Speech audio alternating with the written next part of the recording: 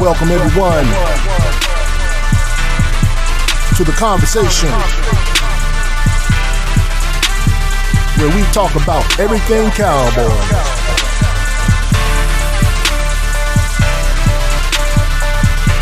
My favorite team, your favorite team, America's team.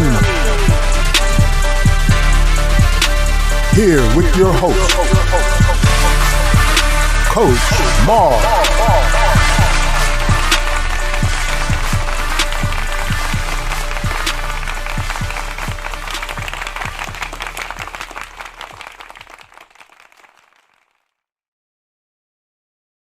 Cowboy Nation. Cowboy Nation, I hope I'm on how's everyone doing? I hope I'm on live on Facebook.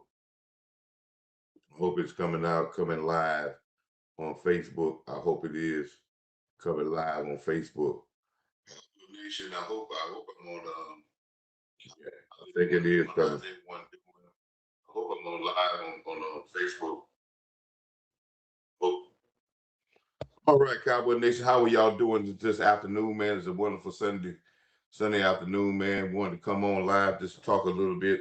Hopefully to want to try to get some new subscribers, try to get some new people to come in and join the show and be a part of the show. This is a sports talk show.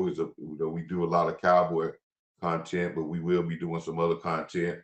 Wanted to come on really live at this particular point in time because wanted to talk about the Cowboys in the free agency season as they start, but also wanted to give a great big shout out to my high school, C.A. Johnson High School. Man, wanted to take a chance to use this platform to give my high school, C.A. Johnson High School, a big shout out. I'm an alumnus of the C.A. Johnson High School. Not only did I play there, I coached there as well. They're going for their third state championship in basketball on this next Saturday on March the 7th at the Colonial Life Center. And I got a chance to see this team play several times this year. A very dynamic, very exciting football team, and they're very, very proud of what they have done to do what they're doing to galvanize the fan base of the C.A. Johnson fan base. For those who are following here on Facebook that are Columbia people, you understand how important C.A. Johnson is to the African American community here in Columbia, South Carolina. There's not that many schools that still left that was predominantly started for African Americans to attend high school. There's not that many that has not been changed. Either the name has been changed, or they have been closed down, or they have been converted into different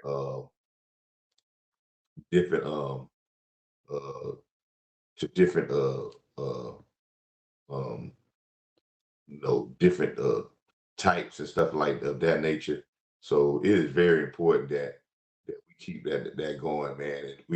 And we as C.A. Johnson supporters, that we're really supporting this team as they go to try to win a championship in Bowman High School on March the 7th. Just wanted to touch bases because it was there's been a lot of information on Twitter, a lot of information on X about different people putting out a lot of stuff out there on X about different players that they would like to have. About my great friend Mr. Boss Cowboys. He's, as a matter of fact, he's probably on live right now. He's doing a great job of posting certain things on his station and talking about doing film breakdowns of guys that we may have some interest in. And I wanted to come in and just talk about some of the guys that I think that we should look for, and if we're looking at the Cowboys, we should look for in free agency. The new coaching staff of the defensive coaching staff, they have kind of given you a blueprint of the type of guys that they're looking for.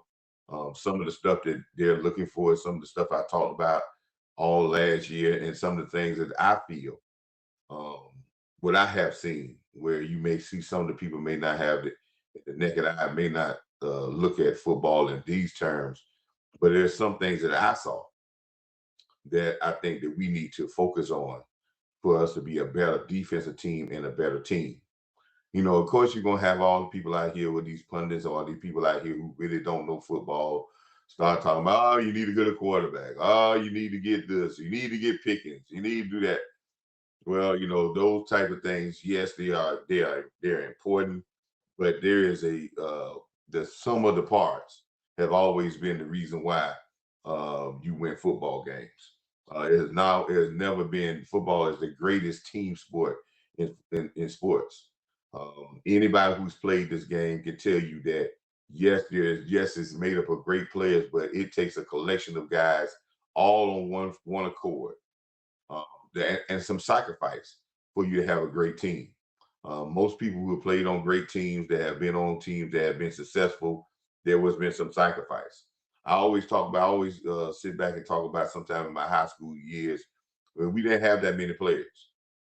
We didn't have that many players in the 4 years I played high school. We didn't have the 400, 100 players. I think we might have had 30, 35 strong, but we had a collection of guys that played different positions. We had a collection of running backs that any running back would have been the full string running back. He probably would have been probably one of the best running backs in the state. But the sacrifice that we had to give because we had so many that everybody had to get a chance. And guess what? When we did sacrifice like that and we didn't look at our own individual stats, we had some pretty good football teams. And everybody shared the wealth and everybody ate. So there is sometimes there with any great thing there is sacrifice. So if you're looking for anything if you think about as our life goes on right now, uh, everything we are here because of sacrifice. So if anything that goes on, there is some sacrifice. So when we talking about the Cowboys branching into this new era of this new free agency, and they're dealing with brand new coaching staff, a brand new defensive coaching staff. There's going to be some certain things that this new defensive coaching staff is going to look for in building a defense that was probably horrible. Well, not probably horrible, was horrible. And it probably was horrible for a multitude of reasons, but probably uh, the most, the biggest reason I would say that this defense was horrible. And and it, I just think there was no buy-in. I think when Matt Eberflus came here, um, there wasn't really no buy-in. And if you don't have no buy-in, I always go by the philosophy of this when you're talking about being the defensive football team. If there's no buy-in, you can't defend. You have to buy in to defend. All 11 guys got to buy in to defend. You want to stop the run? Stopping the run is not just a defensive line, ain't just a linebackers. Ain't just it takes 11 guys to be bought in to stop the run. If you got 7 guys and you got 4 guys that say, I don't even want to play no run defense, the ball is gonna find somewhere to get to them. And you're gonna be unsuccessful in certain areas. You're gonna be unsuccessful. But when you talk about football, if you're talking about being a defensive football team, you got to be bought in to defend. And you got to be not only just bought in, the biggest part of our defense that we probably had, and it's that right there. The biggest part of our defense having some lapses last year is physicality. Physicality of our defense was, I don't even want to say lacking. I don't even want to get to the point of saying lacking. I want to say it was horrible. And I don't think it was horrible from the front end. Because I think our defensive lineman was physical. I think our defensive lineman wasn't the problem. I could say some. I will point out where some of the things I thought I saw that our defensive linemen were doing um, that put us in trouble. But from the middle of our defense, we had in and out with linebackers. Linebackers was not that great, but the safety position was horrible. The cornerback position, not just in coverage, just the physicality of the cornerback position. The cornerback position in run support, tackling, of of of, of screen passes, playing tight coverage, coming up and eliminating what we call hidden yardage. All that. If you watch film, and I know a lot of people watch film, and in this particular year, I have the all 22. So I go back. Not only I watch the game, but I do go back and watch the film of the game. I watch the all 22. If anybody wants to get it, you go to NFL.com and you can get the what we call the all 22. You pay for the subscription and get all 22. Which that is the coach's tape. So you'll get all the angles that you need to get, and you'll be able to watch the games and break them down. Now, if you don't want to watch them with Cowboys, you got a collection. It doesn't. You don't have to just subscribe to Cowboys. You get all 22. You get all 32 teams, and you're able to watch your teams, and you're able to watch them in different ways. You're able to watch all the offensive plays, all the defensive plays. It's the coach's version of breaking the film down. And I watched the film, and listen, I had an opportunity with one of my two of my friends that's been longtime friend, Rodney and Trevor. We went to the Green Bay game, and I know some people on Facebook was documented when we went to the Green Bay game. And this was one of my first games going to the Cowboy. I've been to the Cowboy games a lot, but this is my first game going to Dallas to watch a game. And if you follow this channel, go back into my playlist. I got 200 videos. This is my 201st video today. You go back in my catalog, Coach Marv Real Talk, and you go back into my catalog that I post all my videos to, and you can go back. If you go back in dates, you can go back when I did a video outside the hotel in Green Bay, and I did a video after the game, and I spoke of that on that day, and I think that was week 5. I spoke on that day because I saw it in person. I saw it live, and then you could ask Trevor and Rodney. They was in. I was speaking upon this while we was in the game because you could watch the game, and in Dallas is so big, they put the replay on, and they replay everything on the jumbotron, so you can get this. It's almost watching the game twice. You get to see it live, and then they replay the game, replay the play, and you can watch how defensive backs turn down tackles. Nobody talked about that. We had a guy named Elam that was playing. We got this past year, number 20. We got him last year in a trade from the Buffalo Bills. He was a former first-round draft pick for the Buffalo Bills. Buffalo Bills got rid of him, I think, after 2 years. They traded us a former first-round draft pick corner after 2 years. Everybody thought that was a good trade because we watched him in training camp, and he had an interception. But you got to understand, in training camp in the NFL now, that it's called a no-hit league. So they traded for Elam, and we watched and kept watching. And as I watched every game, I watched this guy turn down tackles. And I mentioned to my guys on the Boss Cowboy, Lou Takes, guys I have Boss Cowboy Sports. We've been doing live streams for the Dallas Cowboy game for the last 3 to 4 years. Every game. Check us out. We do a live stream and it'll be on my channel. We do a live stream where we watch the game and we talk about the game as we watch it on TV. We do every preseason game, every type, the Cowboys play, we do a live stream. And if you go back, and those things are documented in my watch list too. You go back to week 1, week 2, week 3, week 4. I talked about what I saw during the game before I even got to watch the all 22. I could see run support. And then not just one person. And I always say this: it's not the blame of one person. You can't blame one person in the football. When a defense plays that bad, historically that bad for a season, it's not just the coach. It ain't just the assistant coaches. Everybody got a part of that. When you giving up 30 some points a game, everybody got a part. Even the ones y'all talk about as the greatest players alive, everybody got a part of that.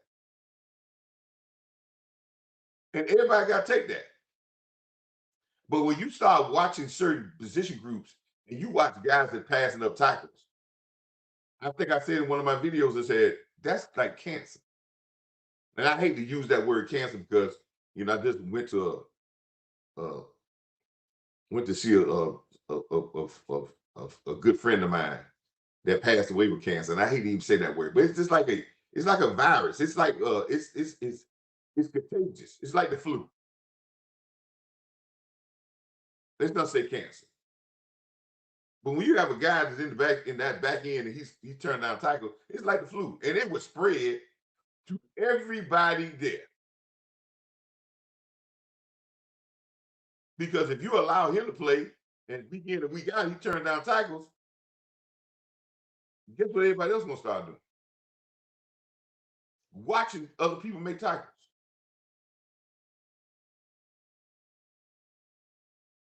And when you start doing that early, you set a tone and you don't have the word down the bottom of the screen.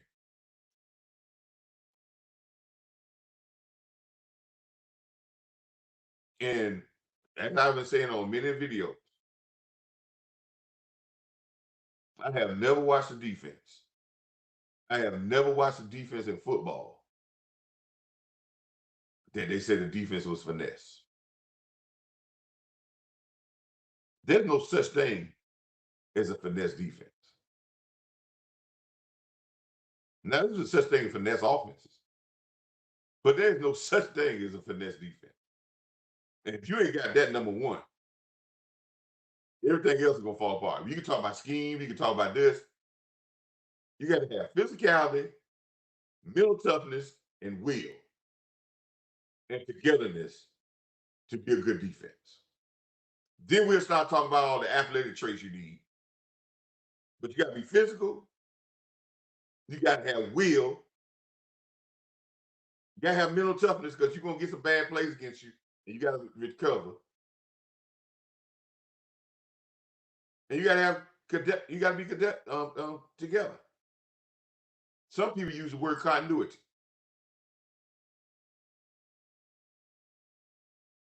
Some people use this word. Yeah, you got to have a continuity. You got to be physical.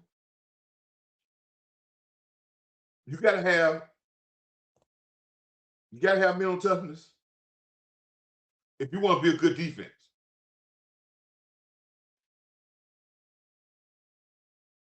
And then you got to have the will to say, we some bad guys.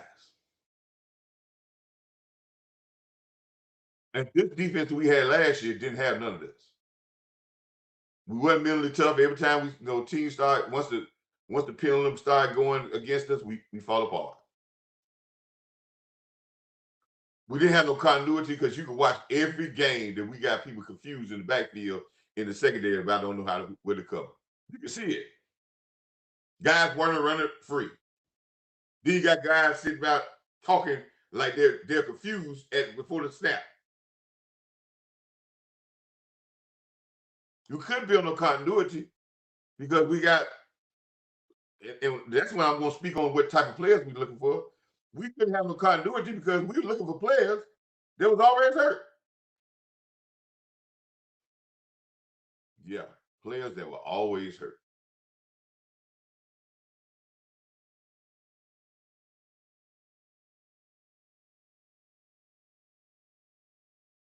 And we didn't have the will. And I've come up with a slogan that I said that this was the slogan for this year. I'm making a T-shirt. Hopefully we can get this hopefully if somebody's sharing this video on YouTube or Twitter, they would tag Mr. Christian Parker, the new defensive coordinator. And the mantra for this year is that this defense needs to be on. Its defense is a weapon in Dallas. Everybody talking about weapons, offensive weapons. No weapons, no, everybody talking about weapons because that sell tickets. I was saying Seattle defense was a weapon. I was saying New England this year defense was a weapon. In Dallas, defense has to be a weapon. We're gonna go as far as the defense takes us. We can talk about this Dak Prescott. Y'all can talk about CD Lamb. Y'all can be talking about George Pickens. Y'all can talk. We're gonna go far as the defense takes us. One thing about great defense, it can make offense look good.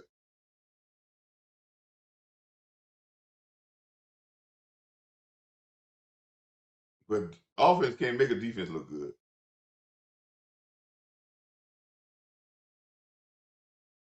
That's why defense really controls the game. Defense can score and stop. They can make offenses look good by giving them short fields. They can go make the offense look good. The offense have 7. Let's say the offense get 3 possessions per quarter, 10 to 12 possessions in a game, and the offense only have to score 4 out of those 10 or 4 out of those 12, and still win the game by 10 points. Everybody think the offense look good, but they didn't score on a lot of possessions. But your defense held the other team down so well that it made the offense look good. Offense can't make defense look good.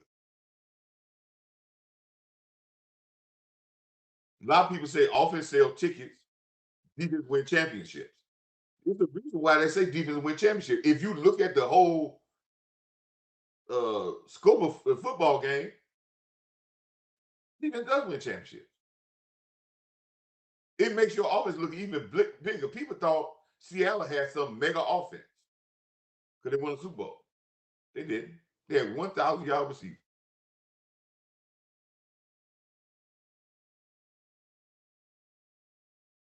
I don't think New England had a 1,000-yard receiver. They may have one.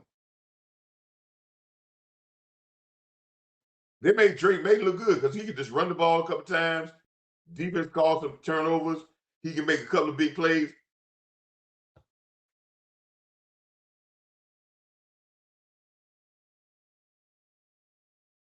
I talked about in my other video that Seattle used the same blueprint as what we call DNA.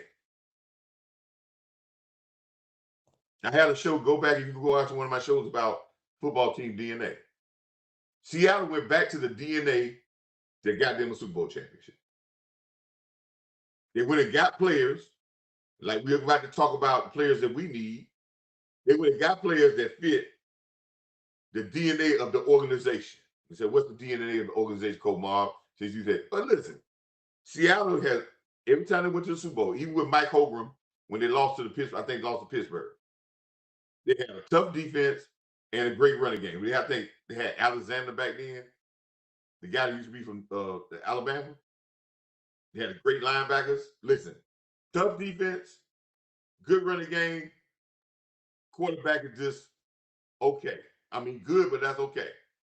I forgot the quarterback they had there, but they went all the way to the Super Bowl, even though they lost. When they left that DNA, they go back again when they go with Russell Wilson. Russell Wilson went cooking then. Great running game, great defense with Pete Carroll. They go to 2 Super Bowls. They go away from that to talk about let Russell cook. What's going on, man? How you doing, brother? They go away from that. Mess around, Pete Carroll gets fired because he goes away from the DNA that got him to the Super Bowl. And then he blew 1 Super Bowl because he could have just ran the ball and got 2 Super Bowls. But they go away from that DNA and they struggle. Then they come back years later, great running game, great defense, another Super Bowl. That's their organizational DNA. Most times we have DNA. This is what makes a good thing about it in our own personal life. Some of us got probably got stuff that our parents and our ancestors been doing that could probably make us a lot of money, and we probably do it very well. But we want to do something else. You got guys out there, man, that they got the family members that were mechanics and can fix everything. And those people get up in the morning, they go out and fix stuff, and they don't even work on the stuff car, but they pick it up so easy. Could be great at it. Probably family got a business at it. Could be great at it. But they want to do something else. That's fine. But your DNA is set. It's a DNA. Some of the same characteristics our ancestors had that came across here on the boat. That's our DNA. And when I say the defense, it's going to take the defense, and we're going far. And when I talk about Cowboys, I like to say stuff there because a lot of these Cowboy fans, these new breed Cowboy fans, they don't know the history. If they learn the history of the team, they'll understand some of the stuff that's happening we already seen before. And if you really knew the DNA of the Cowboys, you would say, oh, man, we got Ron Staubach, Tony Dorsett, Emmitt Smith, Michael Irvin, Drew Pearson. Oh, man, our DNA is offense. No, it ain't. Every time we don't won Super Bowl, we have dominated with defense. I keep telling people, and I'm keep saying it, there's only 10 defensive MVPs in the Super Bowl. 10 guys that won defensive MVP in the Super Bowl. 10. Out of 60 Super Bowls. So the other 50 offensive players won. And out of the 10 guys that won defensive MVP, 4 of them are Dallas Cowboys. 4. Dallas Cowboys got the only defensive end back, your house back. Dallas got the only defensive MVP on a losing team. He was the MVP of the game, and he was on a losing team, Chuck Howard.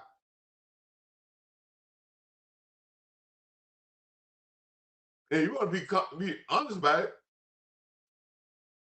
Bob Liddy should have been MVP when they won their first Super Bowl. But they gave it to the running back, number 33. Cowboys, every time they won the Super Bowl, I don't care what decade you're talking about, because people are like, oh, well, Coach, that's old school. Okay, 70s, 90s, 20 years later. People act like the 70s and the 90s were the same. No, they wasn't.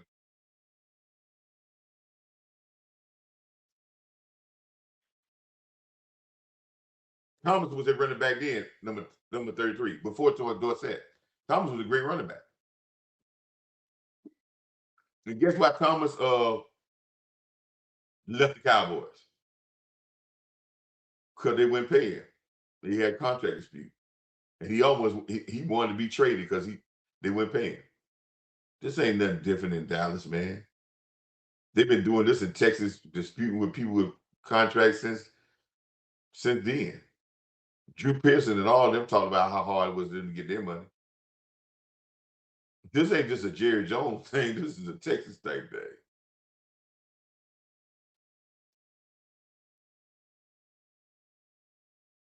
So when I say we're looking at in free agency, he said, yeah, let me see what this comment here. And I like to put these comments because that's a great comment. Jerry said we need multiple good players. He don't need to go get big name guys. We got a basis of guys. Everybody, see, this is the funny thing about that's different about sports. And a lot of my friends will tell you this, the guys because I talk a lot in the barbershop and some of my friends, when we get together, they always say, I'm coming from a different point of view.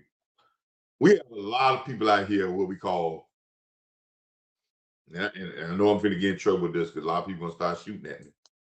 But we have a lot of people now that watch football what I call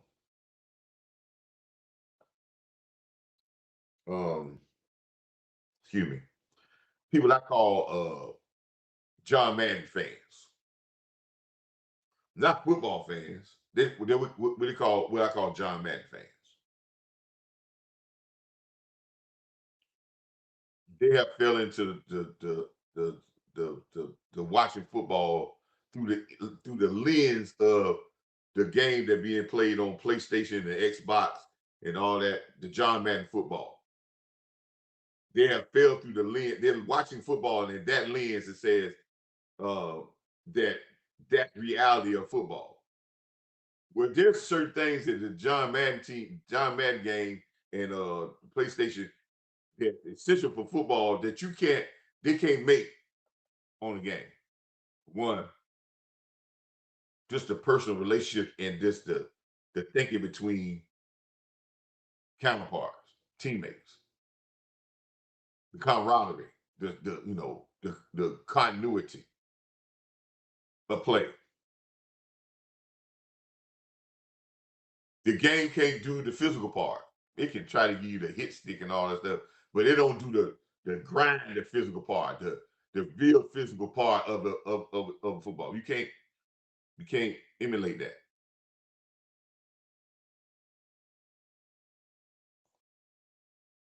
The game can't give you circumstances and momentum.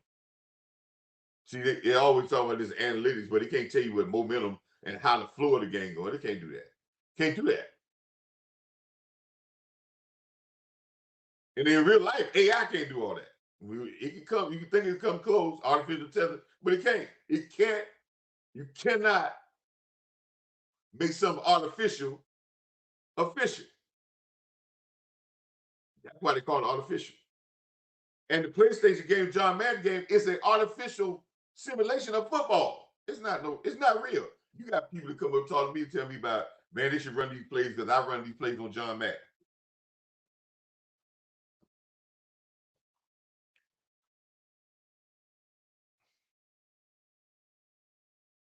And half of the players on there just doing the same movement. The only person you really control is the player you got. Everybody else doing the same type of movement, back and forth.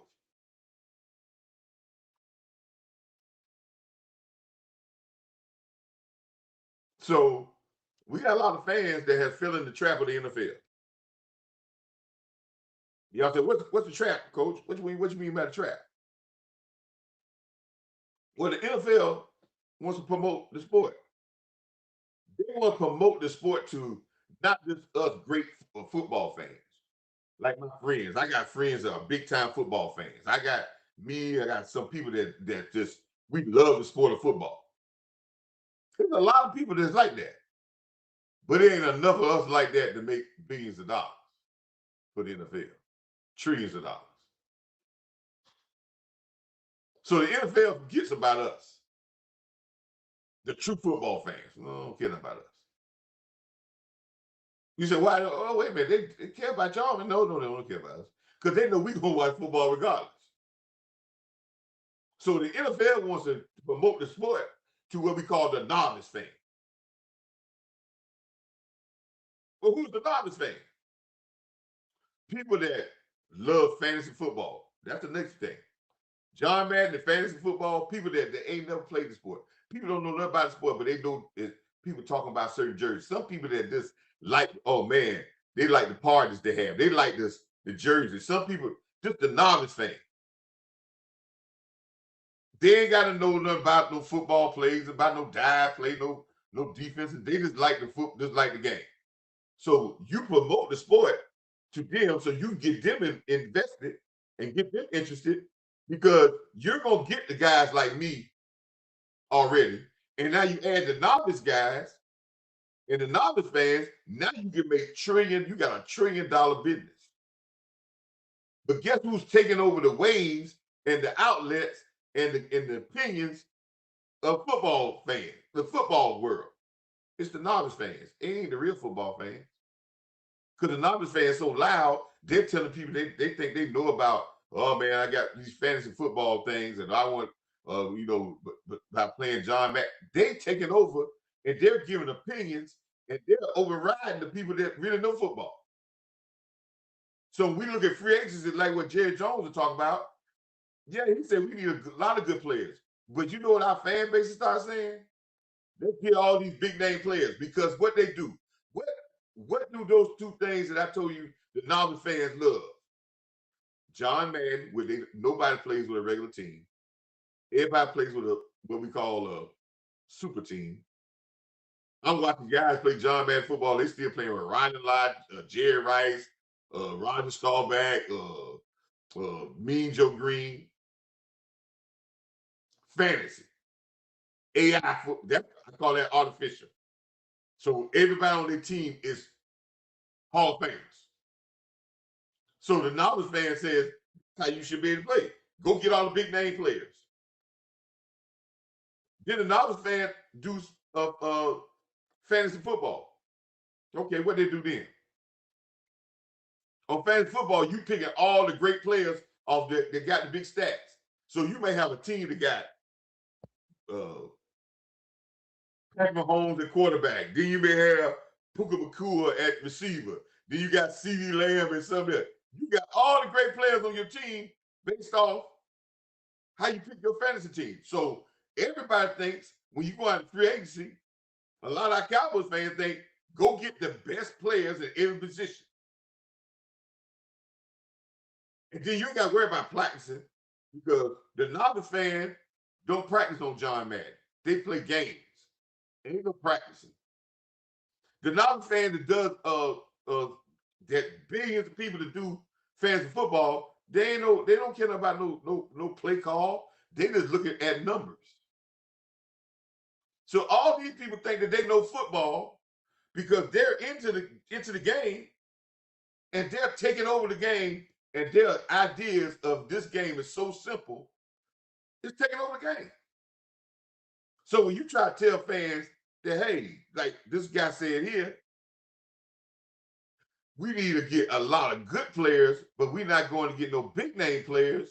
We need to get some guys that fit the puzzle more than their names.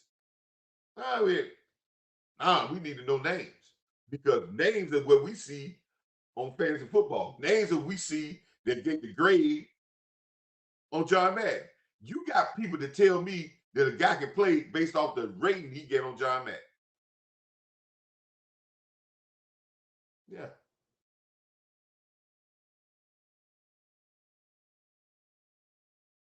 You got people that judge players by what they do on John Madden.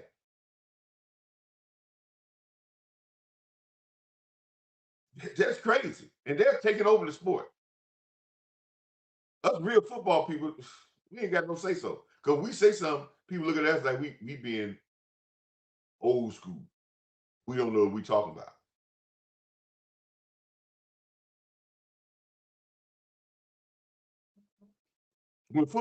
When John Madden sports came out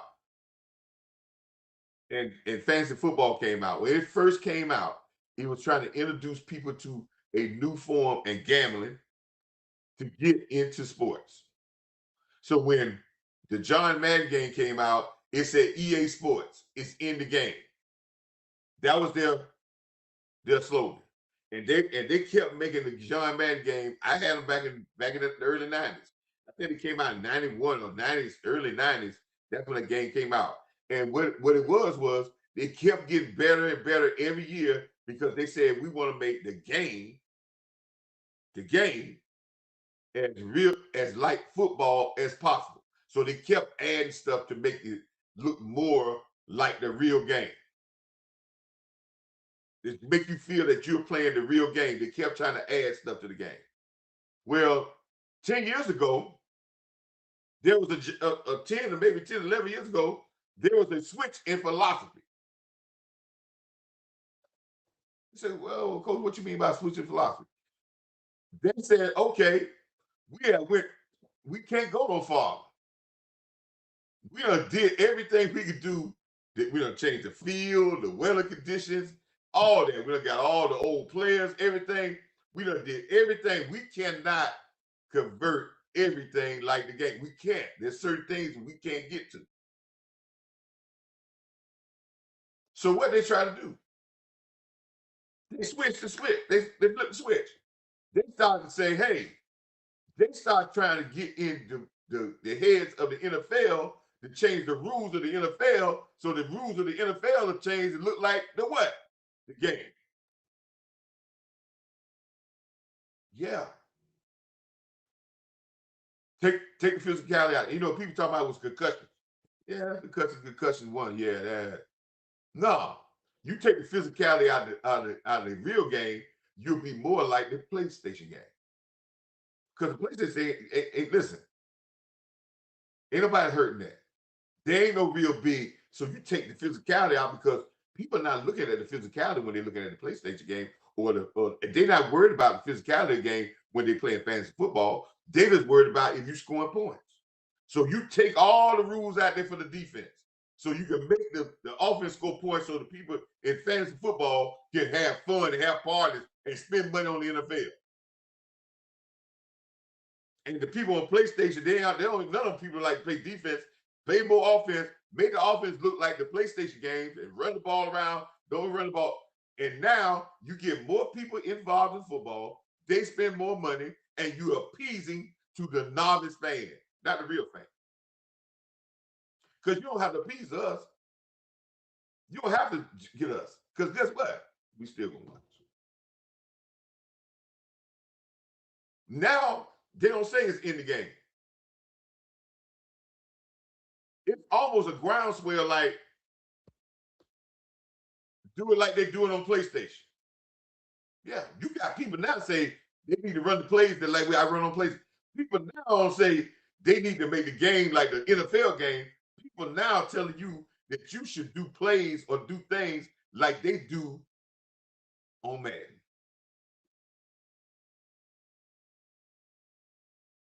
We got general managers listen to their kids about their kids say that this guy is rated 97 or 96 on Madden. You should go get him. Yeah. So all this is changing that.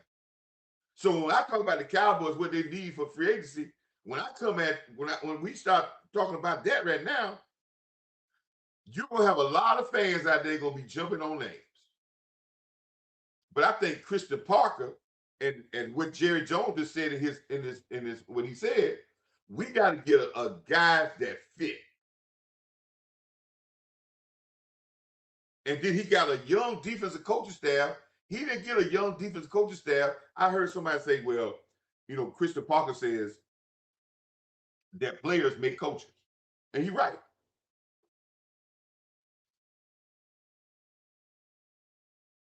He said players make coaches. And if you watch some of my older shows, you're gonna see where I said the exact same thing. I'm trying to find out. I'm gonna pull up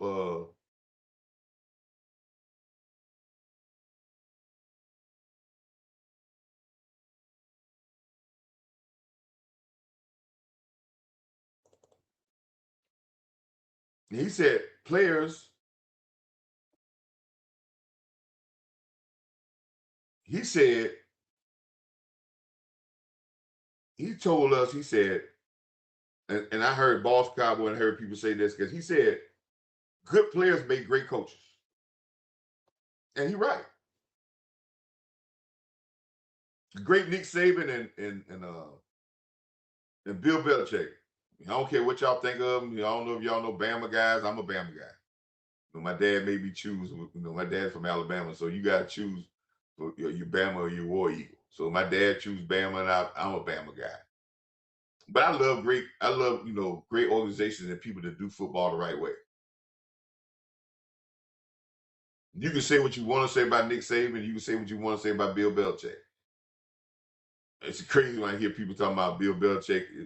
He won championship because of Tom Brady, and then we watch Tom Brady do a documentary of all his championships, and he says the exact opposite. Tom Brady himself says that. And how much credit he gives Bill Belichick of changing that team out and keeping this. Nobody watch that. They just go with something else. And I watched Bill Belichick on and and Nick Saban on the art of coaching. When they sit back talking about the art of coaching, and somebody said, well, like Christian Parker say, good coach, great players make good coaches. But they said one thing, and they said the exact same thing. They meant that too, but they said one thing about this: great players can't take bad coaching.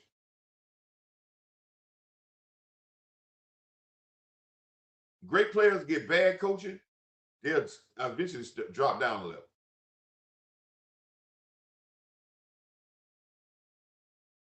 And it takes hand in hand to get to what you want. It's not just the coaches, it's not just the players. I have seen teams, we have all seen teams that have been stacked with talent and they don't win. Because people think that that's all you need. But you need a group of players with some talent playing football the right way. Listen to what the Seattle Seahawks talked about on their stage when they won the championship. They talked about being together and playing the right way. And they had players that fit. So when we're watching free agency, we need players that fit.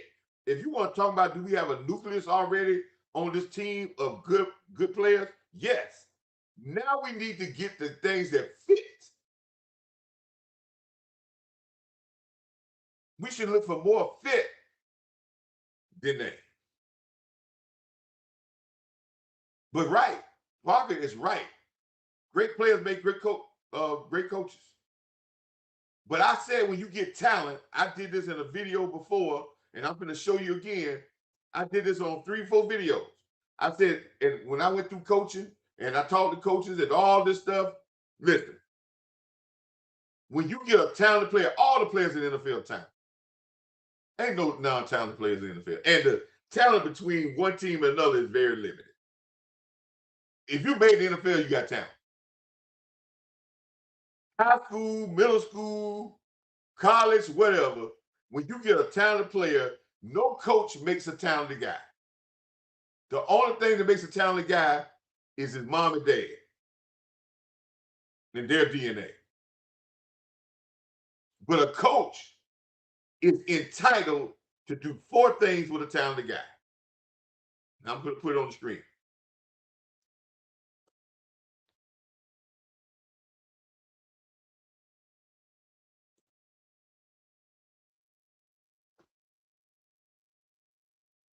There's 4 things that all coaches must do with talented guys.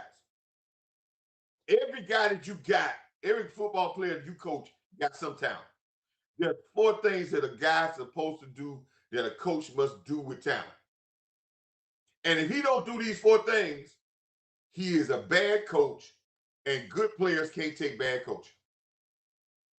There's 4 things. Any coach got to motivate the talent. He got to refine the talent skills, refine the talented player. That means he got to evaluate the guy. He got to do drills.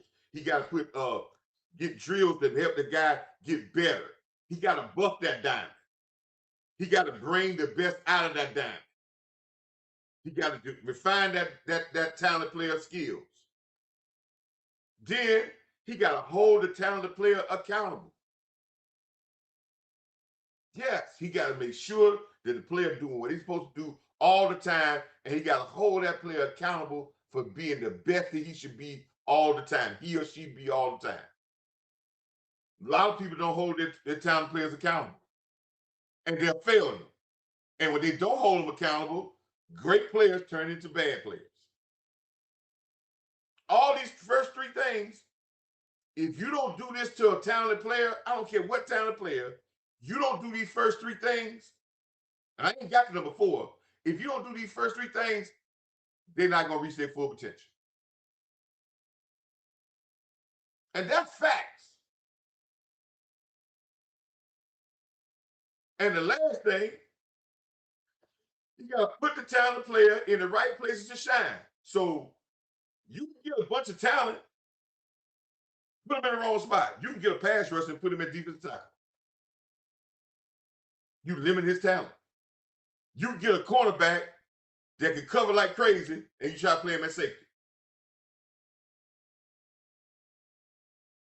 He might be good at safety, but he'll be better at corner.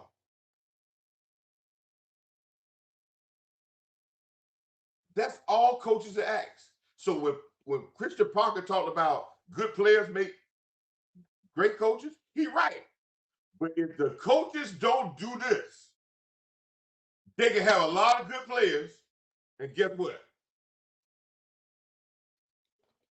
They'll look like a team that ain't got no good players. Because you have guys that's not motivated.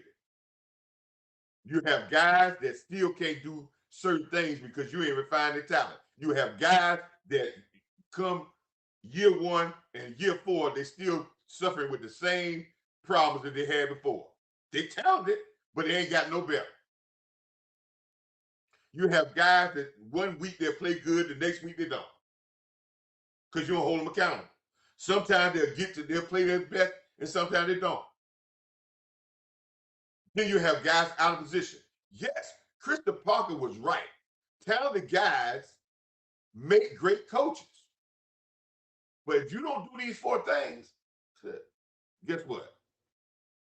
It's going to look jacked up.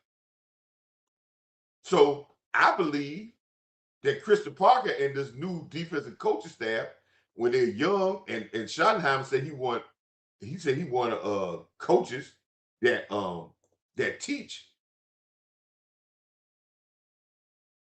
I believe Schottenheimer said he wanted guys that could do those 4 things with his players. And I believe he want guys that can get guys that we don't know their name now, that's on this roster. That guys that kind of underperform, that we think underperform a little bit, and get them to another level. Some of these guys on here didn't underperform badly. They just ain't meet our expectations because we have high expectations because we judging everybody on the whole season, on the record. The defense is so bad, we're going to say, well, everybody was bad. If the defense was so bad, we say, well, Osa getting paid, so he played bad. And I tell you like this, you can go through film and you'll see some great plays by Osa. You'll go through film and see some bad plays by Osa. And you'll go through film to see some bad plays by Clark. You're going to go through film, you will see some bad plays by Quinn Williams in Dallas. That's facts.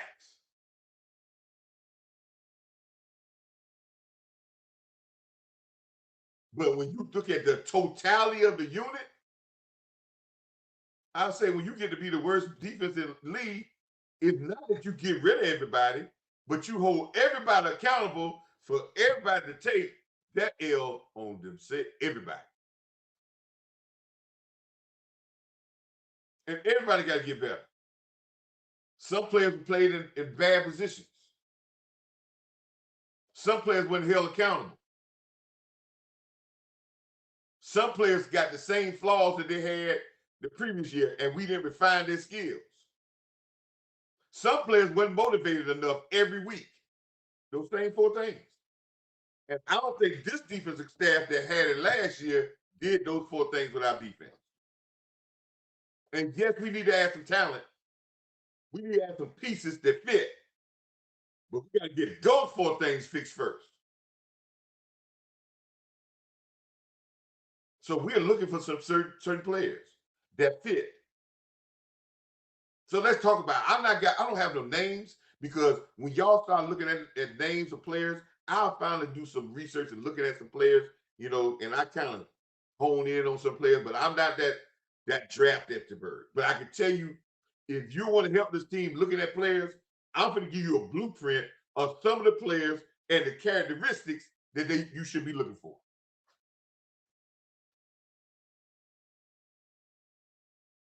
And I'm going to start off at the beginning when we talk about defense. Yes, Christian Parker talk about everything is up front. I understand that. I take out up front. It's okay. And I'm going to talk about Dean. I'm glad you said something about that. That's going to be the first person one of the first people I'm going to talk about. when I talk about what we really need. The first thing that we need on this defense is we need to stay away from guys that are always damn injured. Because that was a problem last year. Diggs came in, we didn't know he was going to even play. Butler came in, his knee was up. We put faith in guys that was always bland coming in, he got football. You can't get no damn continuity when you got guys that cannot practice. Wilson was hurt most of the Donald Wilson hurt most of the training camp. He didn't get into a lot of action. You had Malik Hooker with nursing injuries most of the training camp. You had your middle linebacker that you got in a trade. He was out most of the training camp because he was dealing with injuries. Where your continuity come in? Yes, the Cowboys like to jump on guys because they got a history of getting guys because we look for the guys that's hurt so we can get them at a discount rate. Listen, man. In some ways, you got to stop that because what you're getting is guys that got a history of being hurt, and you can't get continuity because we always waiting on guys. One thing about this defense should be from the point blank, from the first day with Christian Parker said this. Availability is going to be top facts of what we want. Because if I'm trying to install a new defense and I'm trying to install a new mentality, ain't nobody taking no days off. Because we got to get continuity. We got to have the know-how. We ain't got time to say, well, you know, I know he can do it when he get back. No. Because our back end suffered because we none of them really practiced. The only guys that practiced were the guys that he don't practice. Diggs ain't practice it. Then we try to get that. Butler never came back. We put a lot of faith in him. And we watched Donovan Wilson. They talked about Donovan Wilson and Malik Hooker being hurt. Then Malik Hooker missed what? 5 games? Donovan Wilson missed a game and he in and out every time he gets somebody. We couldn't get no continuity. Stanberg, he gets hurt. Murray, he out for he didn't get really ready until the beginning of the year.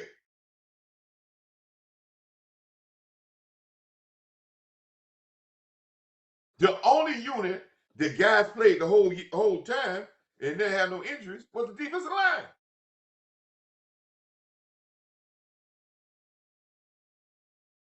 And Murray and Dean and Kobe Dean, great player. Christian Parker talked about how instinctive he was because we talked about it in a little interview.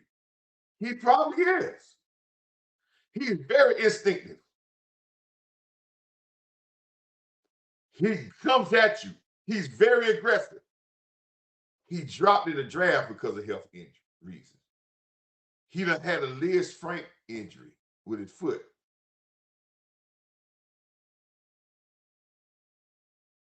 He done had a patella tendon injury.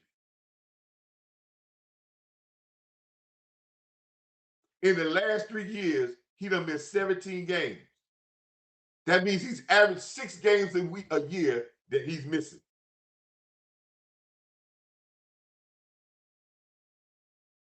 He's not a bad player. When he's on the field, he produces. So my question is, like I put on Twitter. Let me bring that up, Church. I'm not going to, but this is what I put on Twitter, and I had somebody come back and say, you know, Star came and say, you know, his health. Listen, if you average 6 games and lose a year for the last 3 years, come on, man. That's the problem with injury. Do we need that? Do we need we got that, and then do we need injuries? I need guys that can be on the field.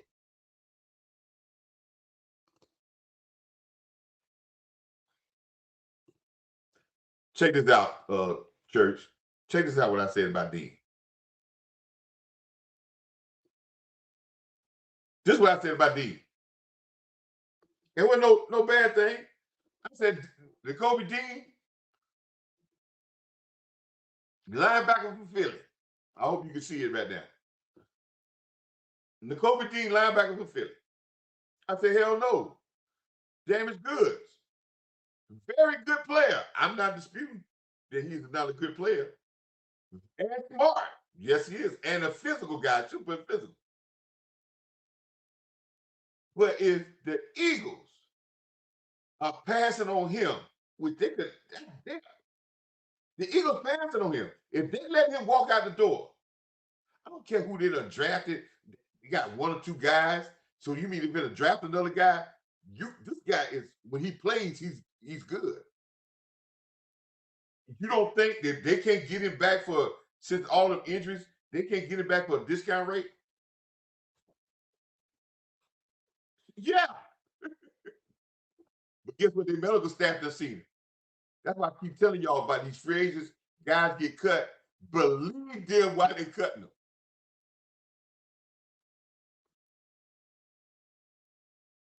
Believe them. You get golden sometimes, but most times all these free agents, people be out here trying to pick up all that. Most of them don't turn out to be worth a damn. There's a reason why people let them go, and they're not letting guys go that's dominant.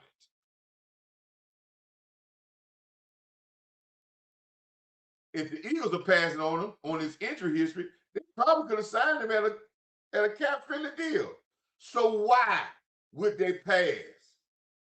He is damaged goods, people. They pass because they already see the injury history and they know how his injuries look. And they know that those injuries will rear their head again.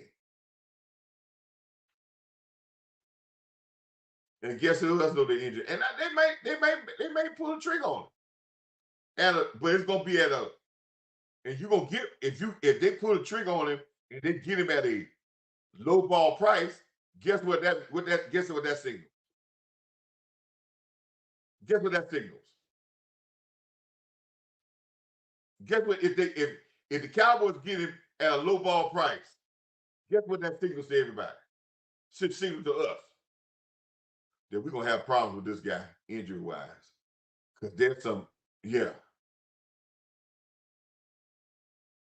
He know he gotta take low ball money because he already know where he is. Everybody, you right, church. Everybody in the free agent, that's what I'm trying to tell.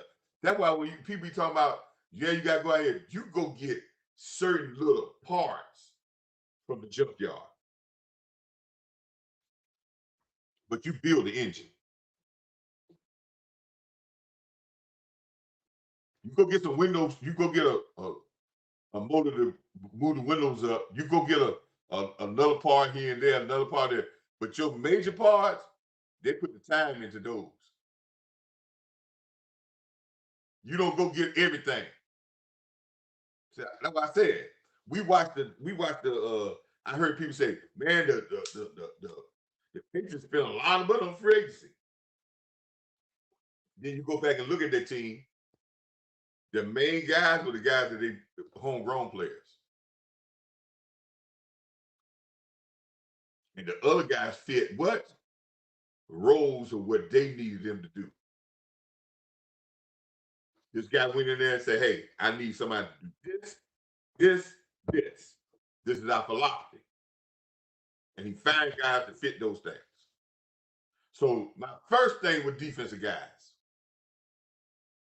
I don't want a guy to, if he's been hurt 1 year, but if a guy got chronic injuries, chronically missed games, I don't want them. I'd rather go with a young guy.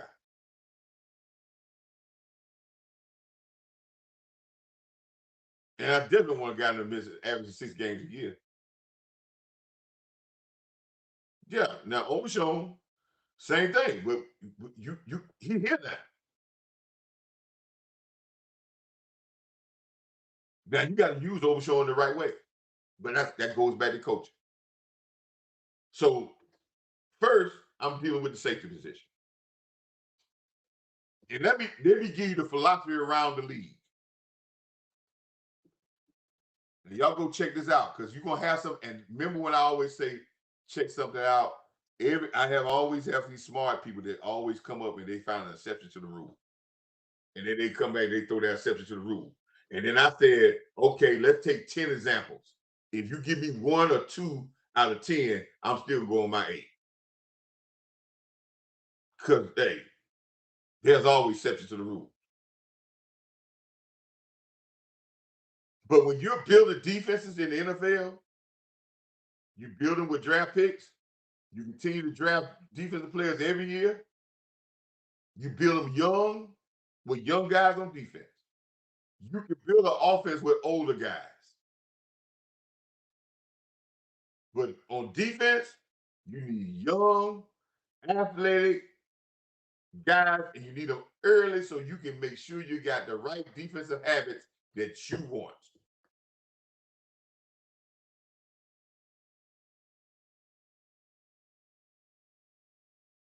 The Older Hill gang with defensive players do not work in the NFL. Ask the Washington Redskins. They went and got a bunch of older guys and they try to build their defense on going and get a bunch of free agents. And their defense was worse than ours.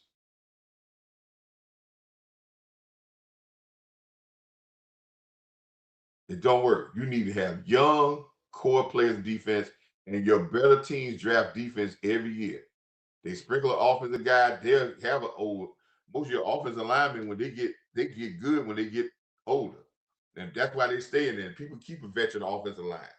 They keep a veteran offensive line. They keep a veteran running back, wide receiver, veteran wide receiver. They're just doing their job. They may not do, but you can listen. You can have. I ain't say too old, but you can have an old offense. Defense needs to be young, aggressive. You could sprinkle a couple of veteran guys in there, but the core needs to be young and go after it. Go get it. You look at the core defense at you have 2 or 3 defensive linemen that the Seattle was a little older veteran guys, but the core they raised the level of the core their players to a crazy level. Their secondary was young. Their free safety was a guy out of South Carolina, a rookie, and was making plays all over the place. So I want this defense to be young. I want this young coaching staff, which you brought a young coaching staff to relate to younger players and to get the best out of younger players. Christian Parker has come where he's had rookies and he got them to a level to win a Super Bowl. So they're not going to be scared to get younger guys.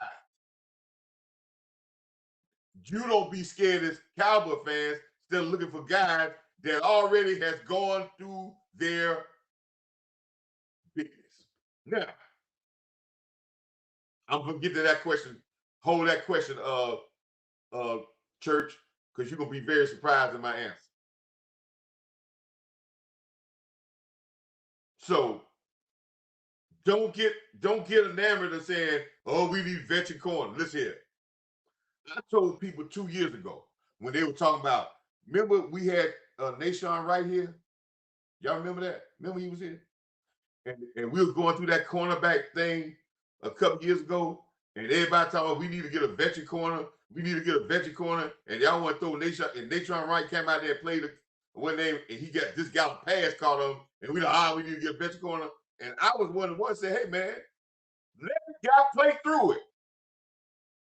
You young guys got to get out there and play. They're going to get better. You got to have confidence in them. No, we need to get a veteran corner. We need to go get a veteran corner.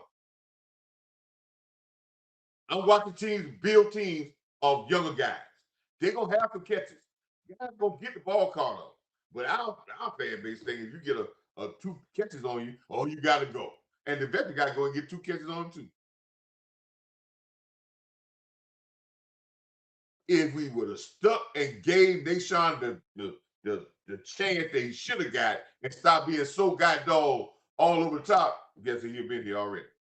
He'd been here playing. Now, Boss Man would have been better if we was that. But you know something?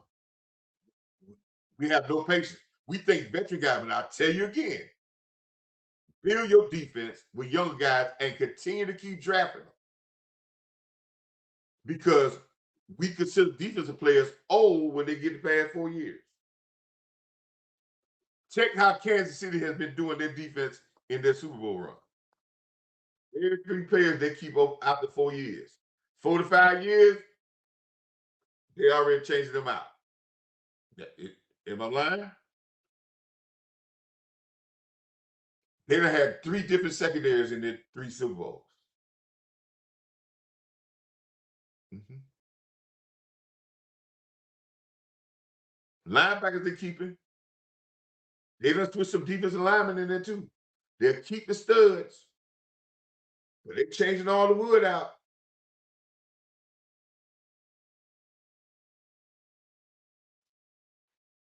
So that's how you build defense. So when we want to do that, let's build with what?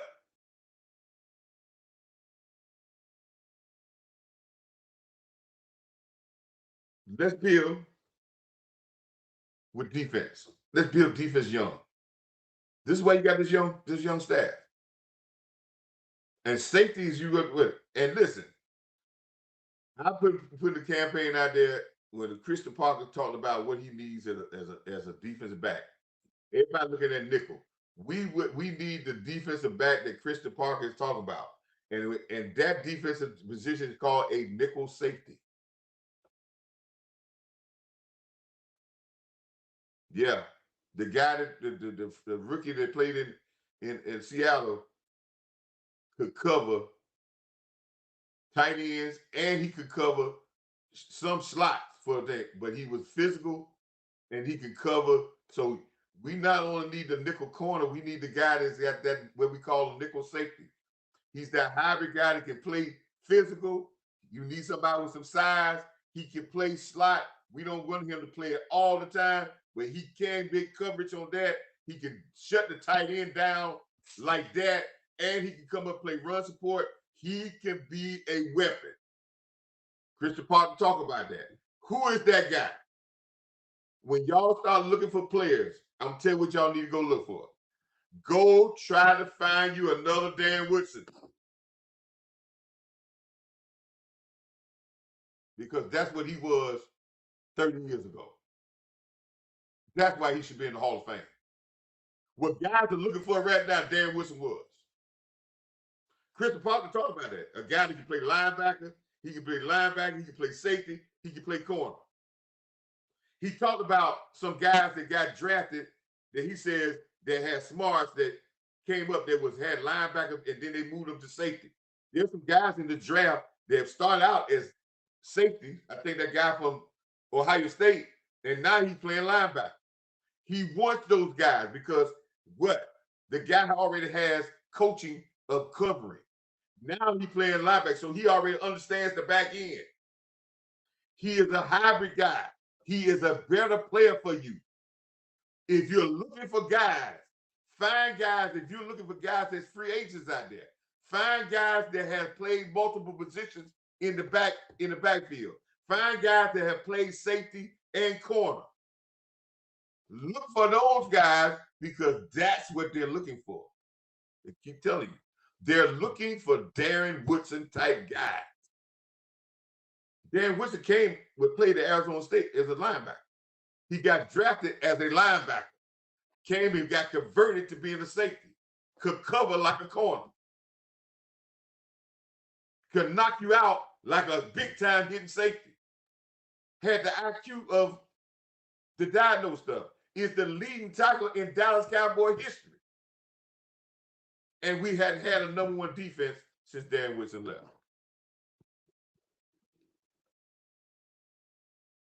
He described what he want back there. So when y'all looking at guys, don't look at me a guy that can cover. Don't look at me a guy that's not physical. That don't attack the football. And don't look at me a guy that's always hurt.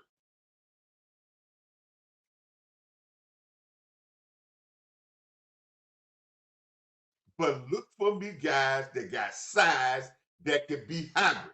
If you're looking at safeties, these safeties have to be interchangeable. Let me give you another, go back to, I like to go to receipts. because I got receipts. I got receipts because I've been giving receipts all the time. I have told you when I told you want to build this defense, I told you certain things that you need to be looking for when you look for when you look for to build this team. Y'all can tell I be a lot on Twitter. So if anybody on Facebook, go to if you want to find me on X, that's Coach Marv 1914. Follow me on that. If you follow me on, if you're watching on me, and I'm just we do some business things now. If you're watching me on Facebook, go to my YouTube channel, Coach Marv Real Talk. Subscribe, share my video. I need to get those subscribers up. If you watch me on Facebook, go to my Twitter, Coach Marv 1914. Follow me there. But I talked about Christian Parker, and I put out a post. This is one I posted. I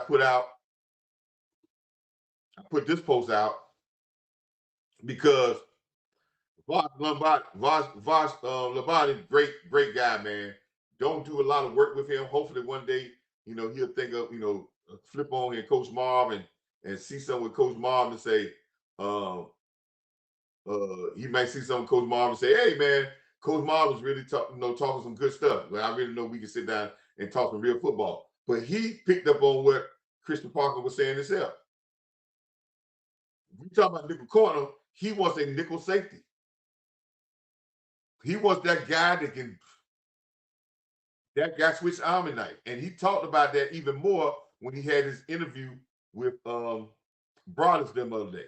He talked about the evolution of how people started looking at that safety position, and it now has become a commodity. And I kept preaching that all last year, but people don't hear me because guess what? People don't rate, because John Madden don't rate safeties like that. So since they're not getting the most money, they act like they're important. But let me tell you something. Give me two dominating safeties, I guarantee your defense is gonna be good. I bet you ain't gonna be bad. They can run the back end, keep that thing in line. No, I lost where I was trying to go to. Oh, let me go to me. My replies, because I talked about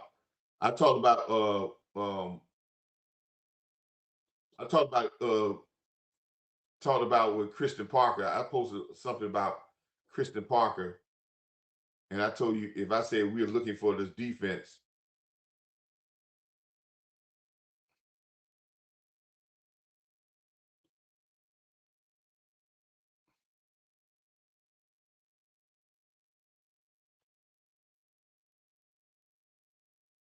Here we go. I found the post. I said something about Christian Parker when we finally heard defensive coordinator Christian Parker talk on his first interview. And this is the things I picked up. And I said, he finally gave us something. And this is back in, when did I post this? This was back in February 19th. So this was back a couple weeks ago. I said, he finally gave us something.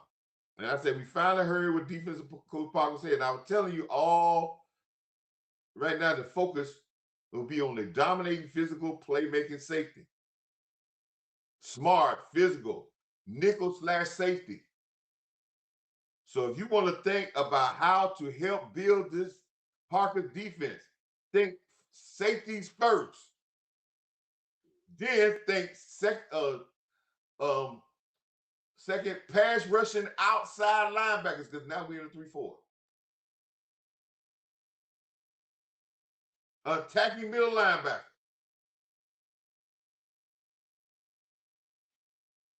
These safeties will make this 3-4 pop. Get you to, and listen, 41 as an outside linebacker is a great choice. Houston, if we can re-sign him back, he'll be a great choice. People tell you, well, he just a lineman. He played linebacker in Florida. He just got converted when he went to Jackson State because he could rush the passer. But he has characteristics of being an outside a linebacker. And Agent Zero, I think Agent Zero could have played better outside linebacker. That's the way you can keep him healthy. And Clowney in the rotation. That's what I said, man. And if you want to think, y'all want to think first, let's think about safety and let's think about the guy, Dan Woodson Knight, interchangeable safeties. Get us some safeties in here to pop. We got some guys that's in the training camp, but that's gonna be the hot topic about who's gonna take over and what two continuity guys gonna take over to be dominant in that position. We get that fixed, we're moving in the right direction. Because every time we had great safety play, we had a good defense. Just check it. And we had okay safety, and when they played, or when safeties played their best that they ever played. Okay, great. That's great. Because you go, listen, he's a professional pass rusher. And I heard that from the inside source. Houston is a professional pass rusher. And he got a lot of pressures and he got some sacks. I mean, listen, man, we had like the guy that, we just could nobody did nothing. But again, expectations is based off our record. When our record goes down, then everything's screwed up. If we were 1-7, win the Super Bowl, everybody be saying Houston's a dog. And you had the same numbers. That's just how your record can make numbers look good. Now, going back to your question, Church, let me go back to your questions you had before. You had something about Bland, but you had a question because I know Boston had a question about this. Had a question because the Osa fit. Damn right he can fit. Because where I saw him when he came out of college as more of, and I can go back on Twitter back then. When I talked about coming out of college, and when I talked about when we were talking about going to 3-4, me and Okoye were talking about going to 3-4 back in the before when we had Michael Parsons. This is where he's supposed to be at. A 3-4 decent type. Because when he's at college, let me tell you what gets Osa in problem. When you watch film of Osa, you can see some dominating plays. You can see some very good plays, and then you can see some plays and say, what is the world going on? And I can tell you from firsthand experience inside the locker room 2 years ago, that was a problem. The last year Quinn was there. And I can see what I see on film that says it was the same problem this year at times. When he started to try to play hero ball and started trying to run around blocks and trying to dive inside and try to slant and get caught up and get swept, it looks bad. And you can say it because it's not when he's taking the guy directly on. You can see it. On tape, you can see it. And then he'll come back the next game and play it straight and do well. But when he started to try to outthink it, he's one of those players that is one of those cerebral type players. He's a very intelligent guy. See, I used to have to break down guys that think they're too smart. Because sometimes they'll try to outthink stuff. They go, I can do it this way. Coach, why I got to go through it that way? And I can do it this way and get around it and try to outsmart stuff. And then they mess around and get themselves swept out and kill everybody else because they're trying to be smart. Discipline is the only thing that stops Osa from not being even better. Because that's it. And he still ain't playing enough plays. When the last 6 games of the year before he got his money, the last 6 games, they were playing him at an average of 85% of the downs. And he started to pop off the screen. Now he's going right back to playing 50% of the downs. And you ain't gonna listen, he only averaged playing 55, I think, 57% of the snaps, defensive snaps. You're not gonna get Hall of Fame numbers at 57%. People, you're not gonna get Hall of Fame numbers at that. And he still ain't gonna play because you got a 3-man rotation. But D tackle in a 3-4, where he's working at that angle, because you got a 5-man line. See what 3-4 does is if it's worked right, and you got 5 guys blitzing all the time, 5 guys pressing the ball. And if your D tackles are dominant, right? The Quentin Williams, the Osa, when you can't block them one-on-one, it's hard to double team the nose guy. Because if you do that, they're gonna kill you. So now you got 5-on-5. That's why your Kristen Parker kept talking about winning up front, winning battles up front. That's why he's talking about it, because he gonna always have five guys. Pay the dollar. So that's what he's talking about. And I think Osa's gonna be there. And listen, they already had Osa kicker already steady when they listen, when the Cowboys sign a contract with a guy, they already know how that's gonna work for the next 3 years until the out.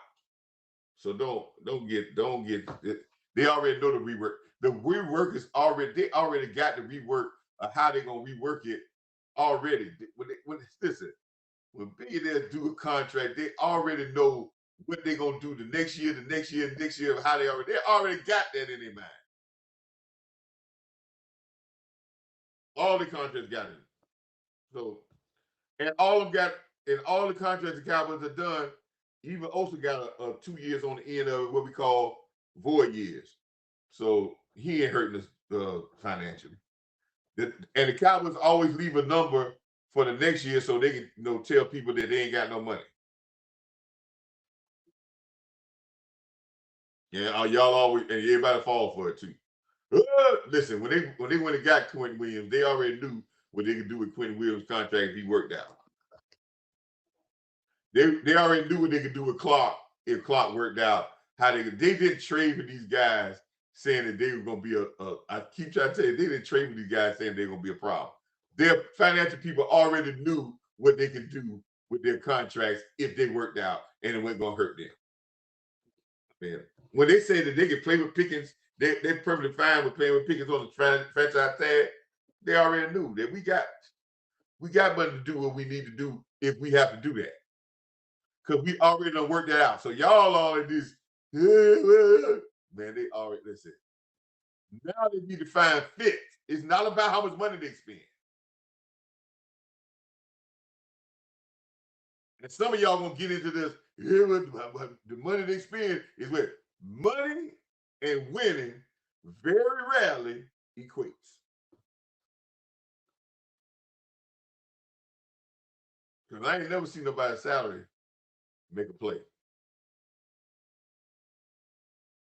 Now, yes, you got to have talent, and yeah, you got to pay for players.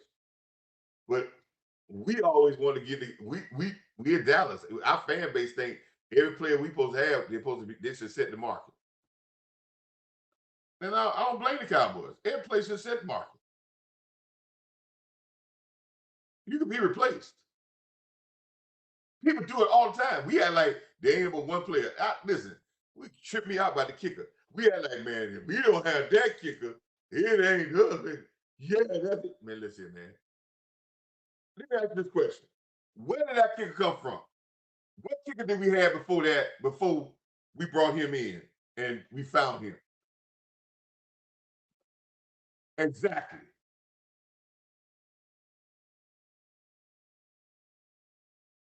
He was found just like somebody else can be found.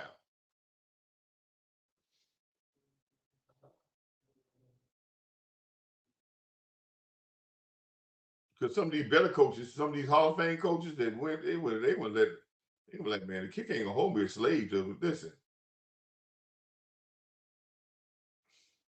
No. Because they understand kickers can start going bad. It's a confident thing. And they start getting bad, it can go bad quickly. And you don't want a kicker to say, okay, if he start going bad or something go wrong, then he got me locked up for 8, 9, 10 million on the cap. Come to me, really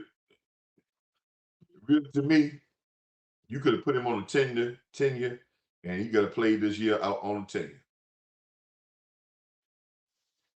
Because I told y'all before, go look at the research on this. Go read my post I put on about these tenures and exclusive right free agents of what name. And then when they put tenders on people, nobody go sign these guys. Very rarely these guys get picked up by another player. Unless the player is something that's and the ones you think is that's well over the top that people would risk it all to get, you don't put them on 10. You put them on, you get a deal with them, or you put them on exclusive. You don't put them on non-exclusive. But all these other guys, 90% of the people are non-exclusive. And tenure is non-exclusive. That's just the same as tenure. You could have put the kicker on tenure and kept him for 2 more years on your tenure. You could have put him at and paid him handsomely and say, okay, we're gonna put you on the first round tenure. You think a team was gonna come and give him a salary that he was gonna sign and give up a first round draft pick for him? If they did, they thank you. You put him on a second round tenure. You could have paid him, and you could have kept him on that for 2 years. And the third year, you would have to, you couldn't tender him no more. Then you had to get a deal for him. If you really want to play hardball with it, yes, he might have been disgruntled, but I bet you he wouldn't have been missing no kicks because he know the money ain't there. You gave him a reasonable deal, right? That's gonna give him a lot more. You'll triple, quadruple his salary. You should be held to the point saying, "Oh, you got to make him the top kicker." You could keep him on the team for 2 years. And if somebody pick him up, they're gonna give you a second round draft pick for a guy you get off undrafted free agent. You won. If you want to play hardball about it, you had no chance of losing him without getting compensated very well. So when his agent start playing that hardball, you're like, wait a minute, yo, we keep you on this tender. We're trying to solidify you because we're trying to make sure that we make you feel wanted. So we give you up in the range. We ain't got to go to the top range. We just keep the tender going.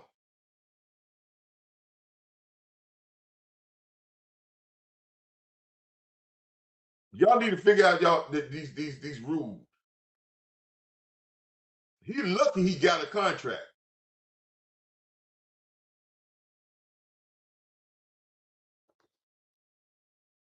Yeah, and the first thing y'all say was, no, somebody gonna go out and get okay. How many players? Listen, how many people drafting kickers in the second round? Is that a common practice? Now, there's some people that have done it. There's some that did it in the first round. Now, go back to my philosophy. If it happened one time or 2 times in 30 years, okay, I go with what my philosophy says. If you put him on a second round tenure, I don't know what that price would. It definitely went on $5-6 million. When you put him on tenure, I think it's still average. I think it was something like a 2 million or something like that. You had to pay him, and the team had to offer him a contract. And guess what? We have the right to refuse it. They could offer him a contract, and if we said we don't refuse it, they would have to give us a second round draft pick. Tell me who gonna pay a tax for a kicker when you gonna pay big money and then you gonna give up a draft pick for a kicker? And when people ain't drafting kickers in the second round, but you gonna pay for him and give him a pick too, I would have left his ass on tenure if he had like he didn't want to do the deal. Y'all say that's hardball or whatever, but you come with a solid offer to him. I'm not gonna be held hostage. I got you locked. That's what undrafted free agents go through.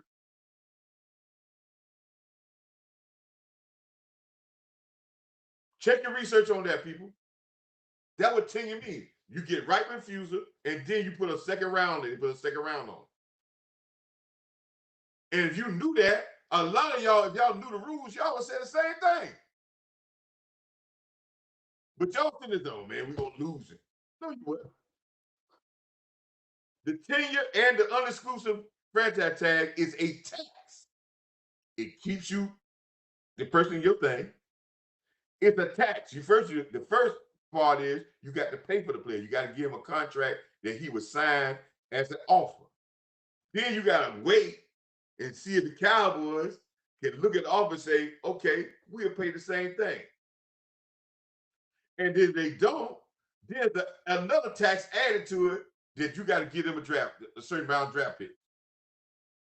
That's why that's why teams don't go get them, because they don't want to pay the tax on that. Now, it was Patrick Mahomes, Dak Prescott, these type of players, they probably play the tax.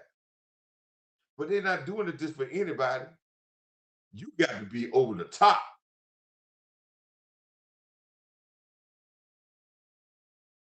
And most times they're doing for quarterbacks. But all these other positions, hell no. They might have did it for Michael Parsons.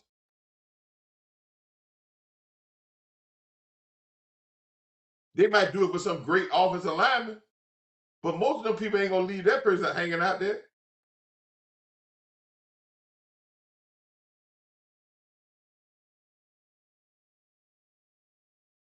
They might have done it for Terrence Steele. That's why the Cowboys haven't got that deal done. Because somebody would have gave you, they had a second round 10, they would have gave you a second round draft pick. But the Cowboys didn't want somebody else to set the market for. Because the deal that somebody else signed, you got to match that offer. So it might not be structured like you want it.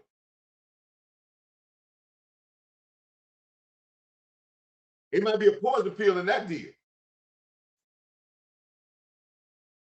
Know y'all stuff, man. Y'all know y'all stuff. Y'all wouldn't be so crazy about some of these people that's out there.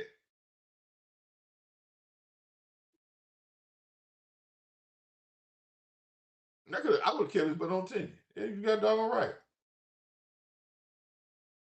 He gonna hold me tax. He tax me. Man, he got kickers kicking the ball 50 yards. Every game we see people kicking 50 yards. We found him off a USFL football team. Ain't like he was like we went out and scouted and used a first round draft pick to get it. If we get a second round draft pick for a guy that we got off with undrafted, we win.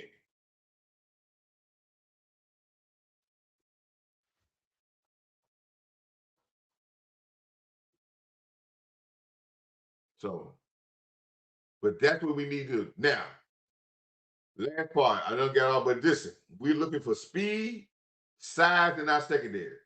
We're looking for pass rushing outside linebackers, but we need speed and we need size in our secondary. Now, I ain't talking about corner, I'm talking about the safety position. I can see Rebel going to safety. Is he physical enough to be safety? Is he instinctive enough? Probably so. Christian Parker talked about his teammate that he had in Denver, talking about he was a tight end race.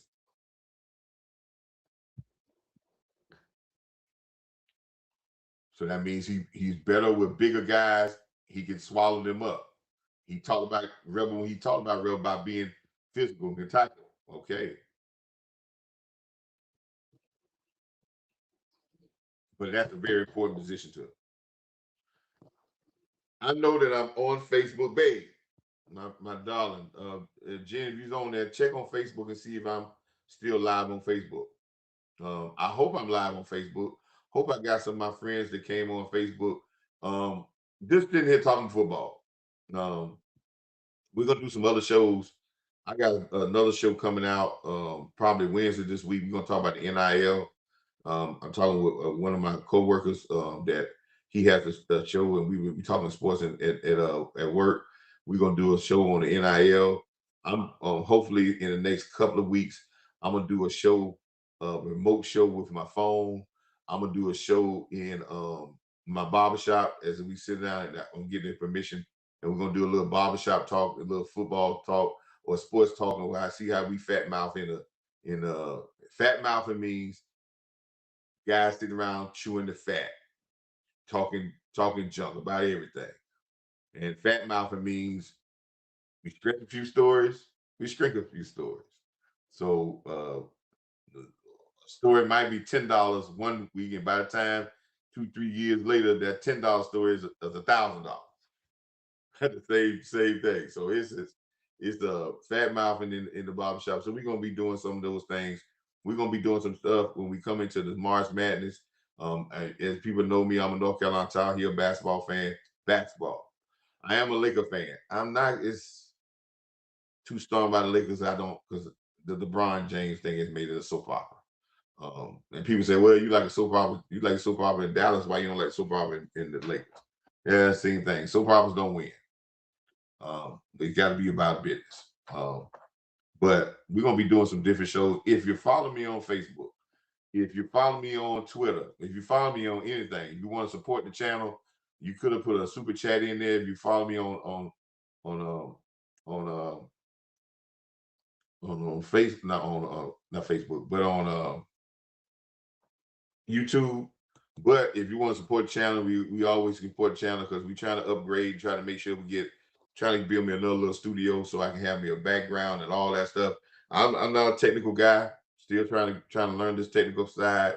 Um, Trying to learn that stuff, learn it as best as I can learn it.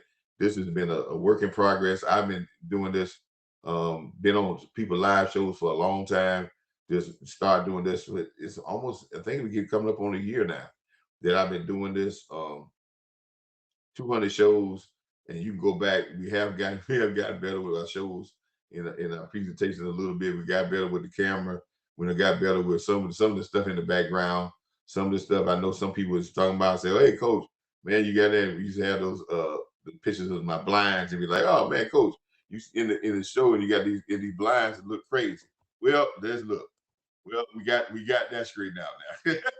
So we got a lot of stuff going on. Thanks to my main man, Trevor McLeod, the only Green Bay fan I know is in the Southeast. Got a couch from him, man. I kind of didn't like to sit on it because it seemed like it had a lot of Green Bay juice on it, and I don't like that Green Bay juice. But anyway, Coach Marv, you see my Coach Marv thing is in my background on my right hand, on your left hand side. That's my towel. That's my show. We're gonna be coming out with some t-shirts. I got some t-shirts that not only sports related and cowboy related, but there's some other stuff that we got what we call t-shirts of wisdom. T-shirts of wisdom that I'm gonna come out with me and my lady friend Ginger. And y'all see her in the chat a lot. She be the one telling you y'all need to like the show. So if you hadn't pushed that like button, you see my little thing in the side there, your to-do list. Your to-do list is always to like, subscribe, and then enjoy the show. If you want to do anything else, if you don't do that, don't cost you a thing to subscribe, to like the show. It doesn't cost you a thing to do those things. And if you miss the show, if you're coming in late and you just came in the last part and say, I wonder what Coach Marv was talking about, go to Coach Marv on my YouTube channel. It'll be under the Coach Marv tab. All my shows are linked into that box. I put them all under that. I'll have a finger thumbnail to the thing we would post. Go back and watch those things.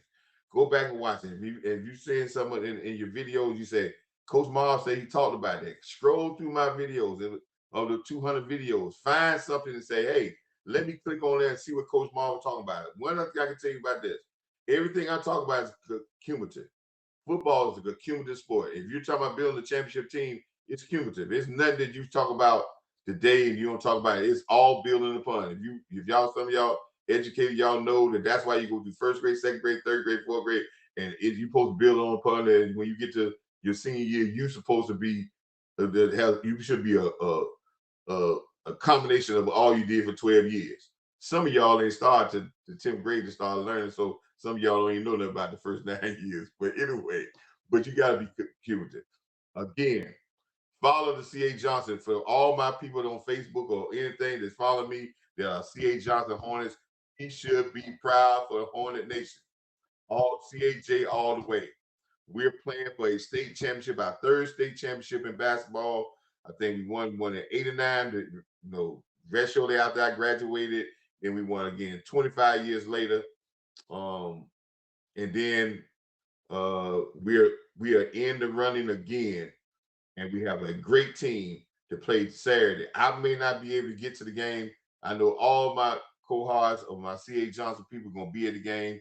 I would love to be at the game, but I have a church event that I have to be for, and I got I need to be there to. And I put my name to be there to do certain things, so I'm going to fulfill that obligation. But I'm gonna be there in spirit, and maybe when the celebrations after the game is over, I'll probably be available for that, so I can celebrate with my cohorts after the game. I'm sure it'll be on some type of what name on TV, on YouTube or something. I'm gonna make sure I get that so I can be able to see that and all the highlights. But we want to deck out the Colonial Life Center. When we were there last time, we had a green and gold massive crowd. We want to be even more this year.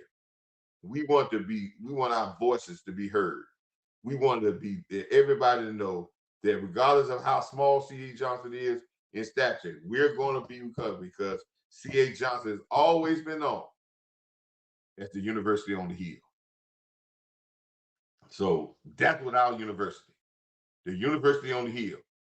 And we have a lot of heritage. You know, if you follow me on Facebook, see the post that I put out there that somebody, I think Kerry Rich, a great basketball player, the one that won the first championship back then. Kerry Rich is a great spokesman for C.A. Johnson and works in with USC, does a great job in doing what he does, and he was a part of that great run with great coach Gates that had that first run, and then we did it 25 years later, and this team is doing it again. Hopefully we can keep that coach here so we can have some back-to-back success and become dominant. So follow that. Thank you, man. I always say, man, that's right, keep God first. But always remember, I'm always say this. You know, in my shows, there's no one or nothing can stop God's will. No one or nothing can stop God with. All the stuff that's going on in the world today. Don't worry about it. God is still in control. And sometimes he allows things to happen to make us realize what is really going on and how we really thinking. So remember that. And we put the stuff first and make sure we just stay focused and let's stay focused to get something. If you're a Cowboy fan, look for those things: speed, size, and physicality. And let's get the pieces that fit. Not just names. Let's get a team that fit so we can be structured to be able to win a championship. And remember, defense is going to win, and defense is a weapon in Dallas. Until next time, peace.